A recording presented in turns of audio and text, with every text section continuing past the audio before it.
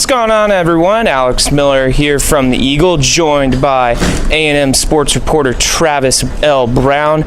We just finished Monday press conference with Texas A&M coach Jimbo Fisher and a handful of A&M players. The Aggies coming off their win against Kent State, getting ready for their first road trip of the season. Well, it's pretty much a road trip. It's at a neutral site, but it's in Colorado's backdoor. The Aggies facing Colorado Buffaloes this Saturday in Denver.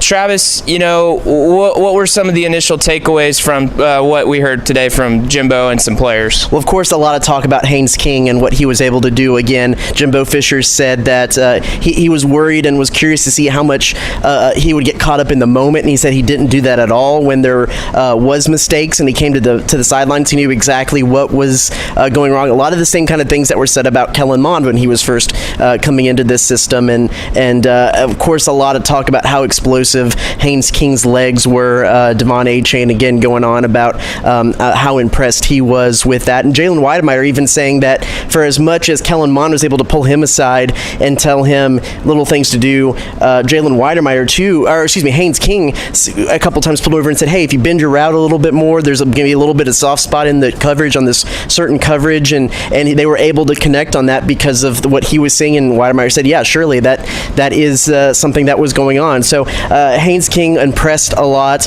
From a housekeeping standpoint, Michael Clemens should be back this week. McKinley Jackson shouldn't. Of course, both were suspended for arrests. McKinley Jackson still going through the university discipline process, and so he will be unavailable. Miles Jones should be back in practice this week, and Caden Davis should be back in the game. So should have a little bit more full staff coming into this game, as there were a good number of players that were out with injuries, suspensions, all kinds of different things in this last game. So that's the basic gist of what we mostly heard from those guys. Damani Richardson was a lot of talk about Leon O'Neal, right, which we talked about last time, and Damani Richardson's ability to get down the field and block for him. A lot of with Leon's maturation process of guy who plays with a lot of passion, is always fired up. But even he in the post-game press conference, which something that stood out, is he could actually put the pinpoint the Florida game last year. There was a time where he had pulled in an interception, and then like 2 plays later got a personal foul and extended a drive for Florida, and was kind of back and forth and up and down in that game. And it's having that passion, but tempering it is what Jimbo Fisher said, and being able to do that is something that's really taken his game to the next level. And it's kind of something we saw this week, that he really didn't have those personal fouls, those little mental slip ups, and he had 2 key interceptions. Of course, the pick 6 was a big one, but Jimbo Fisher said there that the one at the end of the first half got them some momentum back. Both were pretty huge in the game. What did you hear and see? Yeah. You mentioned what Jalen Weidemeyer said about Haynes King, and when Jimbo was asked about if he had heard Haynes doing some of those things, his ears and his eyes kind of perked up when reporter told him that Haynes had gone to Jalen and had said a couple of those things. I'm sure for Jimbo, he likes hearing those kinds of things of your freshman quarterback already taking the initiative to go up to the leader, the veteran, and trying to pinpoint some of those mistakes and things that you can fix there on the fly. I feel like Haynes and Leon have kind of been the 2 focal points of the extended discussion. The personnel things I think are interesting, though. Getting Michael Clemens back, I thought Tyree Johnson played a pretty solid game on Saturday. DeMarvin Leal, obviously, he had a pretty good game himself. I'm curious how that could affect the rotation, or maybe the way the defensive line shakes up. We've seen where DeMarvin can go inside and out.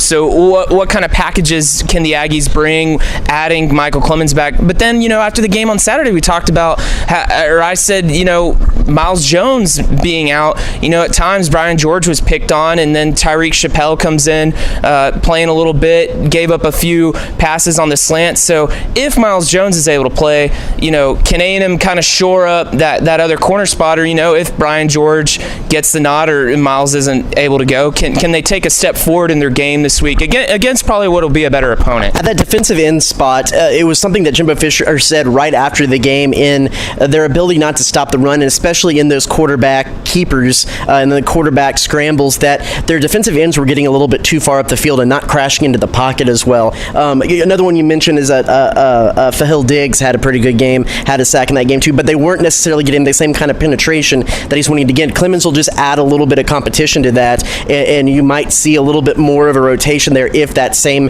instance isn't happening. Another thing with that I remembered with the defensive rush, the rush defense, was the fact that they did play basically a dime defense for most of the game with a 4-1-6 with the linebacker for the most part serving as a spy on the quarterback. And in the few of those instances where the quarterback was able to get a bunch of yards, whoever the linebacker was, the spy was getting a little too aggressive and jumping in and trying to make that tackle instead of holding his position and forcing the quarterback or the rusher into unblocked defenders for help. And that's something that they're going to work on, because I know the rush defense was a little bit of a sticking point from that first game. Other thing that stuck out too, completely shifting from your question, was the amount of carries that both Isaiah Spiller and Devon Achane were going to have. I think Cease asked a really good question in the long Devon Achane touchdown run. Isaiah Spiller set that up with 3 straight good runs before that. He was subbed out, and it was the home run threat that Devon Achane, and kind of how